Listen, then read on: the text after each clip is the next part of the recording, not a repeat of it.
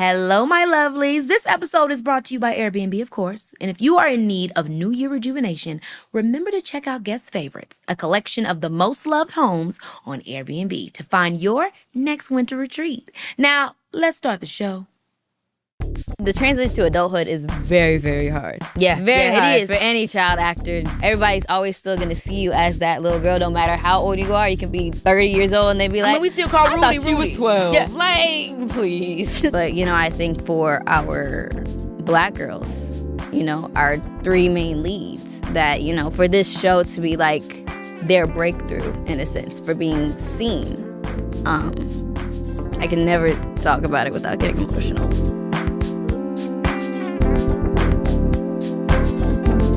My guest today is an actress, producer, and entrepreneur who has been breaking barriers from a young age. You probably know her from her role as Diane on hit show Blackish, or as the youngest executive producer in Hollywood history for her film, Little. She's continuing to make waves with her production company, Genius Productions, and her latest project, Saturdays. Marsai Martin, welcome to the show. Hello. Girl, like I was saying, I feel like every time that I see you, I only get like 5 minutes here and there. This is our first time being, sitting down and getting into something. Sitting down and talking, like, for real. No, I'm excited. I mean, how have you been? Like I was saying, you're only 20 years old and you've already accomplished so much.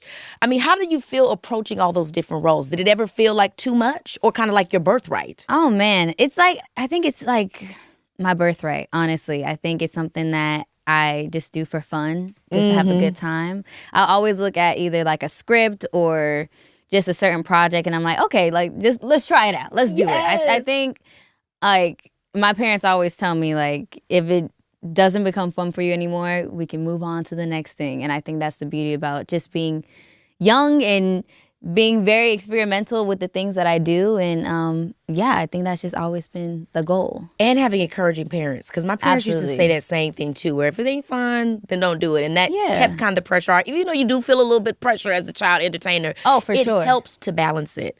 So how did you get into entertainment? And where are you from? I'm from Dallas. I'm from Dallas, Texas. Yeah, little Texas, baby. But yeah, I'm from Dallas, Texas. I started modeling when I was like little, but I started acting when I was 5. Okay. And Raven-Symoné. Yeah. Just super young. Just a little bit. And of course it was like model work, like print and all of those things at first. And then it grew into something bigger. And then one day it was a lot. We took holiday photos for my grandparents back in Dallas, and the photographer was like, I will give you guys a discount if you take her to this acting class. So that was pretty much like the start of it for sure, which was Kathy Sullivan. And hey, Kathy. Yeah, that was the beginning. And I mean, we only did just a few sessions. And from there, I got my LA agent from back and forth from Dallas. Yeah, back and forth from Dallas. So y'all never officially moved until maybe you got Blackish? Was that it? It was, I think, if I'm not mistaken, it was like about a year or so before going into Blackish. And I remember my agent back then on CESD, Melissa Berger. CSD, I always remember as a kid. Oh, man. That was the agent. It's like, that is so nostalgic the now kid looking at agency, CSD, you knew a kid was serious. Yeah, you know a kid. If they had that agent. And voiceovers, tell me. You know a kid is in the studio working right now as we speak. Yes. So Melissa called my parents. It was like it would be just way better if you guys would come here, and meaning LA. Yeah. And it was just like it's a different energy from just recording tapes versus when you're actually in the room. So then my parents sat me down. At this time, I'm probably like 8. Okay. And they're like, "Are you sure you want to do this?" And I'm like, yes, And all the trust that they put in me when I was just that little is exceptional. And it is. From there, I mean, it was such a process. We moved to Huntington Beach first, which is still very far from LA. And so different from Dallas. You went from no water to water, West Coast, super vibe. Yeah, but both of my parents are from LA as well. So it's not like we didn't know like the space. My grandpa lived there at the time in Anaheim. So it was still very familiar. But obviously it was like auditions used to be in like the heart of LA. So we would be driving 2 hours like there and back. No, for real. And my dad was still working at the time. It was a lot. It was a lot. And it was always me and my mom doing auditions. And my dad would be, was a car salesman. Period. So cars. That's I where you got the see talent him. from. No. Right. No, yeah. The charisma. Yeah, so I would see him. I would only see him like really at night. But my mom eventually was like, it's 10 toes down. Like we got like, so eventually it's a family business. Yeah, eventually he let go of his job, and we all really just put our best foot forward into anything that we did. And that's right. You know, fast forward to now, we have our production company, and of course we are co-workers in a sense. Yep. But now we just love to create. We love to create different things, whether it's just projects on TV and film, but also just things that build community outside of that, you know? So I think it's just been an amazing, amazing journey. And it's just, I relate to so much of what you're saying. The way that I see, obviously I love entertaining, but the way that my family and I saw it, especially with all the sacrifices that you have to make in order to be in this business, we saw it as a family business. Absolutely. And we all knew the roles we had to play, even if it seemed odd or different to other people. Because when people are like, your parents ain't got no job, it's like, no, this is their job. No, this is it. Running my career. Exactly. This is, we're all in this together, hashtag High School Musical. Oh, for sure. So, and you still see a lot of like child actors now that will go to these events, and I don't know if you've seen it, but like they'll go to these events without their parents. Yeah. And they'll be there with their agent or their manager because they think that's how it's supposed to be. Right. But literally, everybody knows, like, and you see me, you see either my mom, and you see me, you see my dad, like, it's a thing, you know, and it doesn't matter at what age, but it really just, it's a security thing, you know. It's like you want to be in these rooms, your back, and you know they got your back, and they built my damn brand with me. So why would we stop now? Absolutely, yeah, absolutely. So let's talk about Blackish, because that's when I was first introduced to you, and I'm sure a lot of the world, because that show was huge, and always going to be huge in our culture. What was that experience like for you growing up on television? I mean, how old were you when you started, and how old were you when you ended it? Ooh, so I was 9 when we started. Wow. Yeah, and I was 17 when we ended. Dang, girl, that's so special. Yeah. We have Tracy Ellis Ross, Anthony Anderson, Lawrence Fishburne, Deion Cole, Jennifer. I mean, working and growing up with icons. In both drama and comedy. Yeah. What was it? I mean, you probably didn't know initially, but then maybe by the time you were 17, it hit you? Honestly, it didn't really hit me until the show ended, if we're going to be very real. You know, I think because I saw these people as like my family, you know? For sure. And of course, I knew Tracy from Girlfriends, and like Jennifer Lewis playing Mama Odie. Like, did you see Kangaroo Jack? Yes, I did. I used to love that as a kid. I did, and it's actually hilarious because I saw it when we were still in the auditioning process for Blackish. Because I didn't know. I'm not gonna lie, I didn't know what that was. I mean, seriously, yeah. I was like, I don't know what that is. But I watched it, and of course I knew Anthony. So yeah, I think it was just like such a cool family dynamic, and it was one of those things that like, you don't really know what you have until it's gone. Yeah. And I think it was like, oh, it was so special. Fun. It was very, very special. And it like a lot of people called it like a unicorn set because of how loving everybody was, like from the cast, the crew, the writers. Like, it was so much passion behind the project. I think those are really special because even if you do a show where it's like, it doesn't have to be one extreme or the other. A lot of times it's just in the middle. We come to work, we're professional, we leave. Exactly. It's not always that you feel like, you're my family for real. Yeah. So when that happens, it does do something different to you. You know? Absolutely. It feels like you're at home. Yeah. So the show ends, but you continue to know what you're going to do right after that. I mean, your production company had already been started, or did you start it at the ending of the show? No, I actually started it after Little, which I believe was like season 4 or 5 of Blackish, if I'm not mistaken. And you were how old? I think I was 13 when we started filming Little, but I pitched Little at like 10. So, and we know how long like films take to put together. Yeah. So, and this was on set to Kenya, Paris. Yes. I think the finale of season 1. That's when the Little journey really started for the film. Yeah. And what was that experience like? Obviously, in the beginning, you said, you mentioned it, you pitched it at 10, and then the process going. By the time that you were 13 and you actually were on set filming it, how were you taking on that role? Because this is the first time of you being a producer, I imagine. Yeah, for sure. How was that for you, and how was it with your parents in supporting you in that position? Well, I was just learning, Yeah. I was doing what I was just there to do, Yeah. which was not only act and be alongside, But give your opinion. yeah, and give my opinion, and then also learning what that opinion means to Yeah. people. And I think for that film in particular, it was really just a learning curve of just me trying to find my voice and seeing just how it works in a sense. It's like, okay, so if I say this, then does this happen? Or like, am I going to say this and nothing's going to happen? Like, what is my power? Yeah, That's what is my power? Exactly. So I think for that in particular, it was one of those things that I was just happy to be there. I was just happy to have a film that we created from the ground up and see it come to fruition. While also learning what a producer means. Yeah. So, I think it was layers of things, but I didn't really know what a producer meant until like going into like my mid-teens, of just trying to understand like, more of my power and more of what my identity is as a producer. And if I like being behind the scenes more than in front of them. And I do think there's something so interesting about the whole producer thing, because every producer is different. Yeah. Like, you are already being a producer even without you thinking of just having a vision for something. And that could just all be that it is. This is the vision. This is what the storyline is. That's how I'm producing. But then producing could also be, I'm throwing you the money.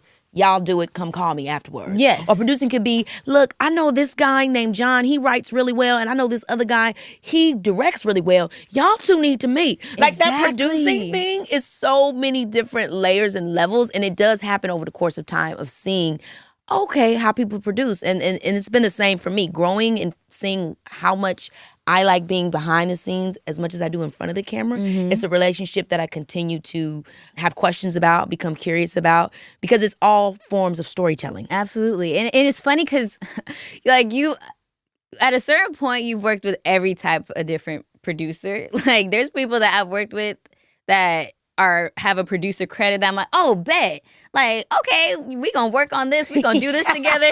Crickets. I don't see them from beginning to end. Literally. Like, and I only see them on the carpet. I'm like, listen, where were you?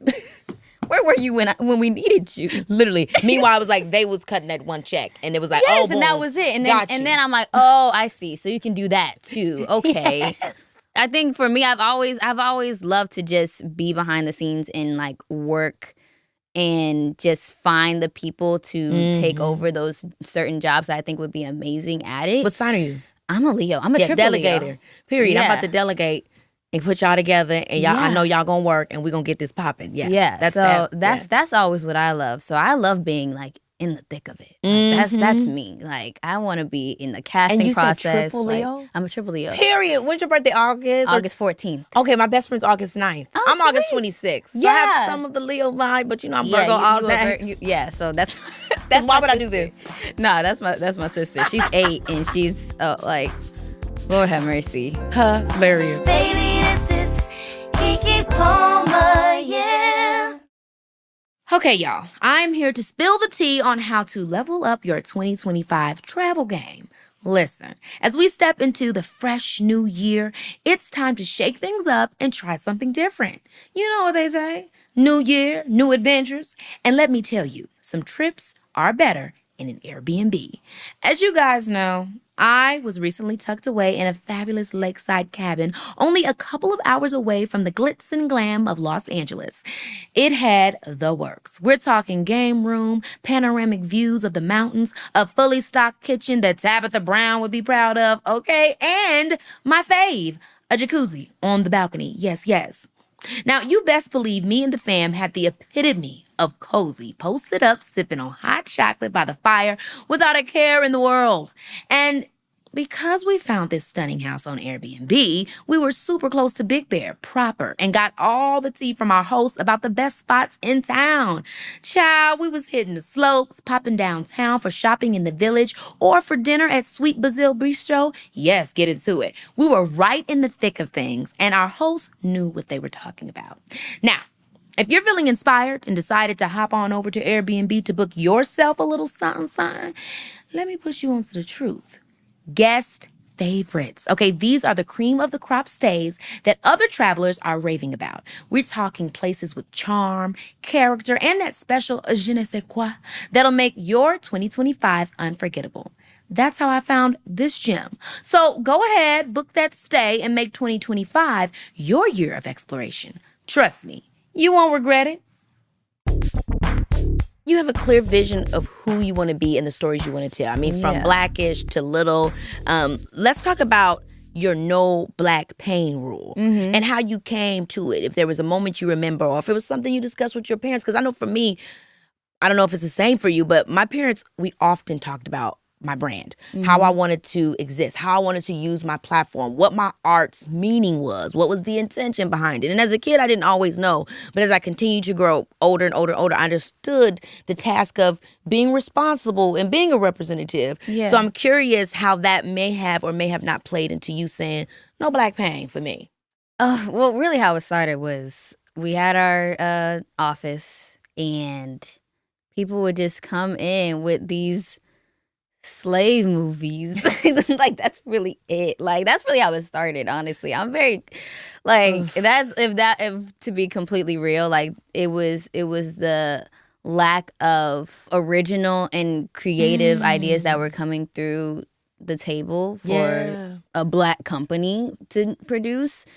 So I think that was really the start of me being like, no, I don't want to see this anymore. I want to see fun, exciting projects, things that are unique, things that feel different, things that are fresh and is for today and for the now.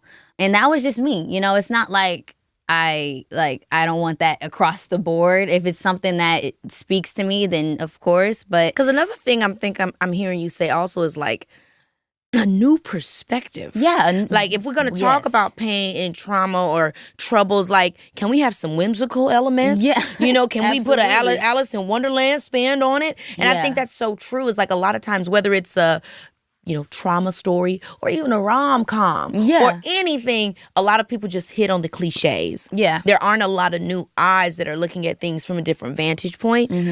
So it does end up making us be like a little hesitant for the black pain because we already oppressed, motherfuckers. Like, we don't need another storyline where it's like, ouch, coming out the theater. Yeah. And so I feel that where it's like, how can we encourage different and unique voices to speak on things with fresh eyes, with not from the eyes of the oppressor, but from the eyes of the survivor. Yeah.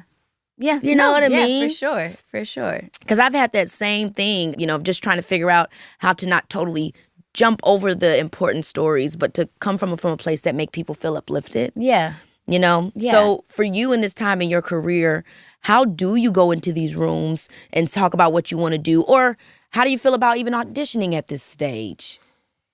I already know. Let's talk about it. Yes. All right. So two things, right? Know. I mean, I think auditioning, I got to a certain age that I just did not like to audition anymore. I just don't. Like, and I have a panic attack over it. It feels like you're jumping up and down saying, look at me, look at me, look at me. Exactly. Hey. It's like, I was literally your age. Yeah. About from the ages of 18 to 23. It was literally the most dehumanizing experience and I could ever have. And only people that have been in those positions know, like, the feeling. Oh, my gosh. No. Lord. And I mean, I think I had to get over it at a certain point too, right? But because obviously that's our business, but it can feel very dehumanizing at times, And I haven't auditioned in a long time, if we're gonna be real. I think I only auditioned for things that obviously, because I think Marvel. Yeah, like, I mean, we gotta audition for that. Like, we gotta audition for that. You can't miss that out. Even if it's the casting, hey y'all, call me for the next one. Yeah, legitimately. No, for sure. Like, there's so much politics to it, though, in that regard. Exactly, and I think it's also one of those things of like they give you the character, and it's your perception of the character, and you only really have one try. Yes. So, and if it's not their version of what the character's supposed to be, then it's like, You're done. You're done. Yeah. But I always like to make sure in my projects that we are casting along. Like, I'm in the room for those things because I know how, like, overwhelming those rooms can feel. Yes. So, I try to either talk to, if they are my age or younger, like I try to talk to them beforehand, or just make sure it's like a comfortable space for them to, get those nerves out. Because most of the time, they know the role. It's just the nervousness is always like, Yes. It's a lot. So I think that, auditioning it just was never like. No, and I feel like when we were kids, it felt a little bit different. I mean, I would still get sad if I didn't get a part, but as a kid, I felt way different. Yeah. And then as I got older, because I think what happens is, for me, it was like I was too old for the younger parts, and then I was too young for the older parts. So it was like I was coming in and I was just shuffled into the one of the bunch, and it was hard to kind of reintroduce myself, so to speak. Yeah. But I see a lot of people in our generation, whether it's the, youngest millennial and the oldest to youngest Gen Zer, we really are starting to depend on digital more to tell stories. Yeah. And I've seen it with you as well, where you're reestablishing your brand in the digital space, whether it's we see these amazing photos, and we just see you evolving in your own pace with us in a way that we can't do traditionally. Exactly. Because we can't tell someone to do this and put me in this thing. And, it doesn't go like that. We have to either produce it ourselves, which we also do, or we have to do it on a smaller scale through digital, where we're telling our stories. So how has that empowered you during some of this experience of just that re-evolution of who Marsai Martin is as a grown woman? Oh, I mean, I think it's fun, and it's very nitpicky, so like you're not trying to think strategically on, I know for me, like, adulthood, the transition to adulthood is very, very hard. Yeah, very hard it is for any child actor going into adult. Like, it's hard, because then everybody's always still gonna see you as that little girl, no matter how old you are. You can be 30 years old, and they be like, we still call Rudy I thought you was 12. Yeah. Like, please, So I think that transition it's now funner. I think it had more pressure on me in the beginning, because I was like, I'm not trying to show my ass and titties out here.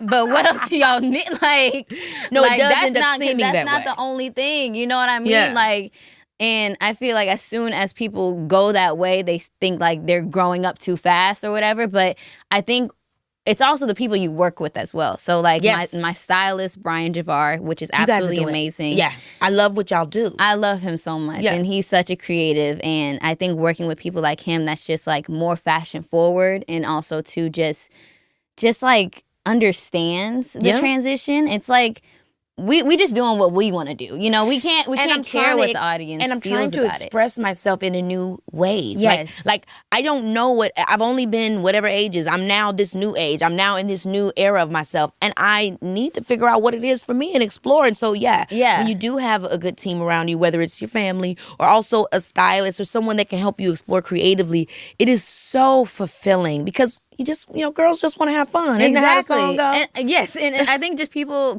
are just seeing that in real time. I think that's it. Like, people are seeing these carpet looks, or the events and all of those things, and they're just seeing the transition. Everything is in the forefront. You are a star. How do you balance? Are you kind of more like, which I think I'm more like, look, y'all name is Bennett. Y'all ain't in it. Yeah. That's more so my approach. But then also, I mean, some people are open with it. How do you feel with you? I just be living life, man. That's just it. I just be living out here. I feel like a lot of people don't know like how I move, and I would like to keep it that way. Yes. And I think like, I'm never the person that's gonna like hide everything. Like you you. If you ask, yes, I'm gonna tell you. But at the same time, I'm just doing me. Yeah, it's not your career, and it's not my career. I'm always the person that's like, it's sacred, but it's not hidden. It's that's like right. So I'm always in that route. But yeah, no, I'm just being young and fine. I'm just, what do they call it? 20 fine? I'm just out But I here, guess that's man. if you're 25. You're only 20. So 20 and fine. 20 and fun. That's all I got to say. Well, I love that. It's good that, you're out there having fun. I ain't going to dig too much because I don't like to be in people's business. So let's talk about Saturdays. Yeah. Tell me about how we got to this show. What is it about? You're not acting in it. Mm-mm. Okay, yeah, so let's get into that. Saturdays was a Disney Channel show with our 3 girls. Yes. That were like in this cool skating community based on the South Side of Chicago. My city. Yeah. So, it was super dope. We filmed it 2022, I believe. And no, it was exciting. It was lots of fun, and it was original and different. And we worked with just some amazing actors that were just ready, that were just excited, And these were the girls you were talking about where you were supporting them in the room when they were auditioning and everything like that. Oh, that's absolutely, awesome. Absolutely, through and through. And I think there is always something about just putting our Black girls in the forefront. And that's exactly what we did with Saturdays. And it was so fun. It was so dope while it lasted. But yeah, I think there is something about things getting put, I think, onto the wayside due to, I think, just the studios. I think there's something about just the way it's presented too. I think marketing is everything. Yeah. I mean, I talk about this a lot when it comes to our shows. Obviously, we're in a position where with streaming where it's just all about the more. Yeah. And things are easily able to be unseen when you're just piling everything all in the same bucket. Nobody knows where anything is, and that's the marketing piece you're speaking to. But then on the other end, when it comes to our shows that represent our culture, if there are not a lot of people in the positions to understand that in these buildings, it's beyond it being personal. It's you don't get it. Right. You don't know the value. And if you don't know the value of something, then you aren't able to treat it of value. Exactly. And so I don't know all the ins and outs of Saturdays, but if this is a show about girls from the South Side of Chicago and there may be not that many people in the appropriate positions that can understand that point of view at the studio, then it can end up being something that people don't think is of value or don't feel like it's something that is needed. Yeah, but it's funny because they'll hype it up too. Like, oh, yo, this is my favorite show. Like, oh, this is what's gonna be out here. Like, that's gonna be the thing. But then when it comes to promoting it, putting it into the things, and then at the end being like, well, it didn't do this, that, and the third. No, Yeah, it sucks. Yeah. Baby, this is Keke Palmer, yeah. Okay, so I know y'all caught last night's premiere of The Bachelor, right? Didn't I tell you there'd be a quiz? Look, it's fine, because if you didn't, I'll let you hop on over to Hulu to get caught up. Now that that's out of the way, didn't I tell y'all that man was fine and genuine and kind-hearted and really sweet? And did I mention fine? This is the sort of television that I live for. The romance, the drama, watching all these beautiful people gallivant and covert all over the mansion. My heart's fluttering just thinking about it. Will Grant choose Savannah, the blonde bombshell from Virginia, or Kelsey, the gorgeous goddess from Brooklyn, or any of the other beautiful and intelligent women vying for his love? Y'all know I have no horse in this race, but I am locked in. Listen, if there was ever a time for a wine-fueled watch party with the besties, it's Mondays at 8/7 Central, darling. New episodes of The Bachelor air every Monday at 8/7 Central on ABC. And as always, you can choose to stream it on Hulu too. Now, where's my rose? So you did this show Saturdays. It's about 3 Black girls in Chicago.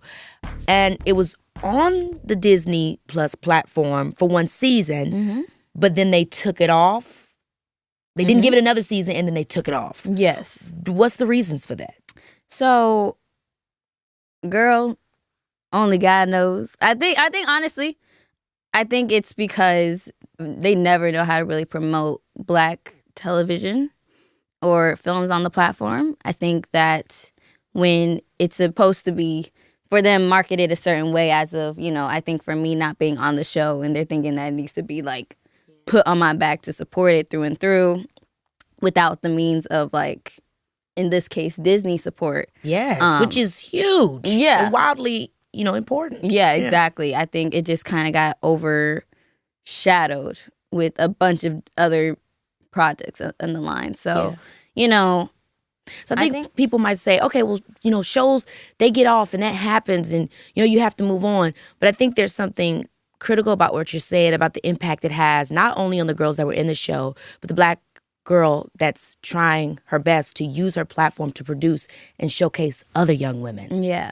exactly. How does that feel for you, and how are you combating that in an industry that we have to keep on pulling ourselves up by our bootstraps Yeah. and focusing on the prize? I think for me, it's like I know what industry that we're in to just keep pushing and we keep moving and we keep grinding. And, I think those are things that we kind of just are acclimated to do. Yes.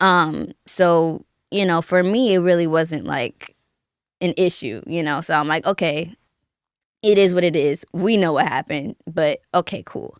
But, I think that for our Black girls, our 3 main leads that, for this show to be like their breakthrough in a sense for being seen.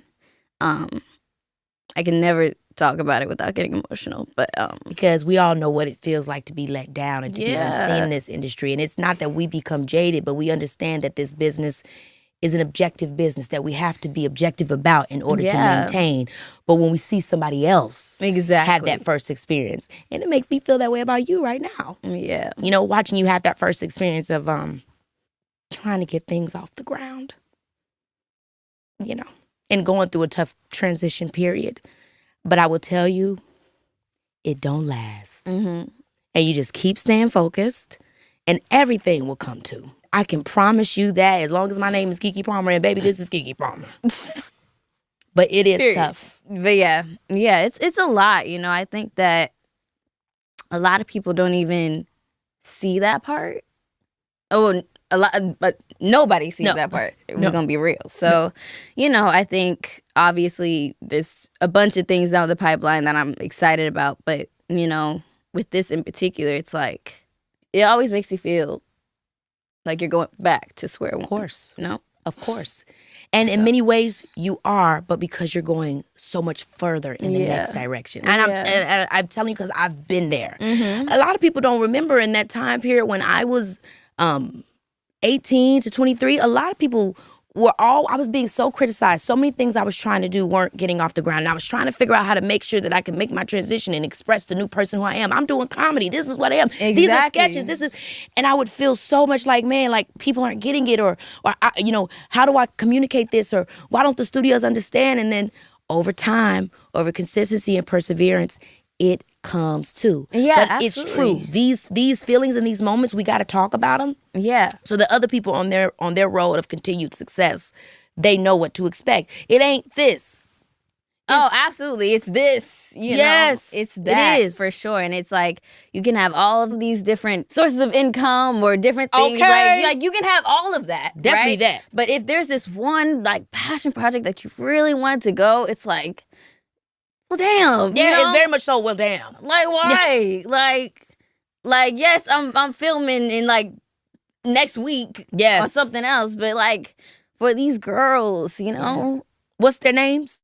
There's Peyton, Danielle, and Daria. Peyton, Danielle, and Daria, we love y'all. Yes. Shout outs to our girls. We loved it. I'm very proud of you for getting that off the ground because people don't know how hard it is. Oh, for sure. The And, fact that it even got one That's season. insane. Yeah. Like, it's just great. It I was is. able to have my cousins a part of it. Like, it was, the wardrobe was everything. We actually filmed in Chicago. Like, it was so fun, And I think shows like that need to be represented more. Yep. Not just from us that are the creators of it, but also the studios, the people that say they support it, That's right.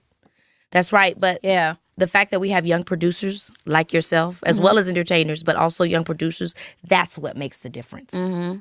So aside from the producing stuff, let's talk about what you have next that you're starring in. Oh, absolutely. There's so many things that are happening. Too many things.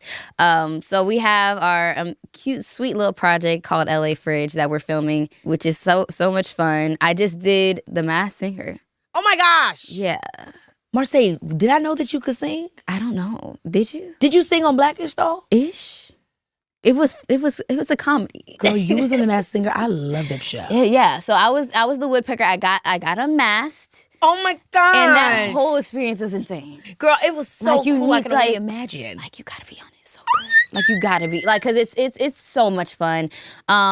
But yeah, I mean, there's so many things happening. Of course, Now, what's we LA have- Fridge about? LA Fridge is it's a beautiful father-daughter film that I've been waiting to just create a project about. I think those are one of my bucket list things to work on, is to be able to have a real and grounded story about a father and a daughter. And so this daughter, which is played by me, is from New York that is now moving to LA to stay with her father for the summer. Ooh. And yeah, it's just from that. It's just a whole experience. And Who's playing your dad? Courtney B. Vance. Oh my gosh, I love Courtney B. Vance. Yes, First of all, obviously him great. and the amazing Angela Bassett are married. But when I was 17, he played the pastor in my church in a movie I did called Joyful Noise. Oh, so sweet. And when I was going through like a period where I was like, do I want to keep acting? Do I not want to keep acting? He was like, I'll write your recommendation letter to Harvard if you want to go to school. Like, he's a great person. He's so sweet, and so is Angela Bassett. I saw Angela Bassett at a Tyler Creator concert, and that's why I knew I loved her, because I was like, girl, why are you here? like she's just out here with her friends. But yeah, I love them so much, and it's gonna be lots of fun being with him. And and yeah, I mean, aside from that, we're just always working. We're behind the scenes. I have a festival called Say Summer Cookout, which is a HBCU curated festival. What? And yeah, that's and been where my cities, main or focus. do you go to multiple? We go to multiple cities, so it's annually. But y'all must be going to DC. We went last time. And when you think about HBC. Yes, and then this next year, I don't know when this is coming out, but I'll tell you on the side. We always got to do a surprise. But yeah, I mean, I'm just getting older, doing my thing. Real estate is my thing right now. We just buying stuff everywhere. Girl, I live for the real estate. I love it. We're always talking about investing because, we might not want to do entertainment forever. We might want to take a little break. I know me. I know I'm not going to be. You know what I mean? Yeah. And I'm not into stocks like that. I don't like playing around and gambling with money that you don't have. Exactly. But the real estate, that sounds like a little safe. Oh, absolutely. Like you little property safe. I would just be out here in Georgia real quick, or let me go to Charlotte. That's me. So that's where I am with it, and I'm looking forward to just the many years to come of just what. I was about to say, the funny thing about it is that you've already done so much, and you're only 20 years old. Mm-hmm. So, girl, in the next 20 years, it's about to be crazy. It's about to go down. Hey. Why they reminded me of Omarion with the No, don't play That was actually fabulous. People want to hate, but it was I loved it. I loved it. Yeah. I have to let you go because they was telling me to wrap up, but we was just really getting into some stuff. I know. I always play a game with my guests before they go. Okay. So if you're down, I'd like to play one with you. It's called This One Has Some Sweetness to It. So I'll ask you some rapid fire questions about your love. I love that name, I'm sorry. This one has a little sweetness to it. Exactly. Sorry. So I'm going to ask you some rapid fire questions right. about your love life. And then you tell me the answers. You ready? They're rapid y'all fire. Have a good one. Okay. Okay. Okay. Worst date you've ever been on? Worst date I've ever been on? Somebody was talking too much. Somebody breath stank. Someone was probably talking too much. Okay. Yeah. Just someone was talking too much. Someone was also just trying to be too like. Oh, I hate the too cool vibe. I hate the too cool vibe. Yeah, I actually just prefer like, a ccringy guy. I prefer like Steve Urkel energy. Oh my gosh. To be quite honest with you. Okay, would you meet someone on a dating app? No. No. Okay. Okay, is ghosting someone valid sometimes? Let's be honest, Leo. No, it's valid. I don't talk to anybody for real. You did. I think ghosting is fine when you know who I am. Like, I love you. I'm going to see you when Thanksgiving. Like, I'm going to see you over here. Like, it's all love. Like, so I ghosting. But I've ghosted you, Bookie Boo. It's cool. It's okay. I be just, Does the guy's car matter?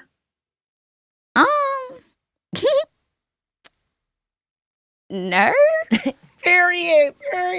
Listen, I don't drive, so I feel like I'll be complaining too much if I'm worried about somebody else's car when I don't even drive. So that is hilarious. Come on, princess. Period. Yeah. Drive me around. Okay, last one. Most unattractive quality in a person.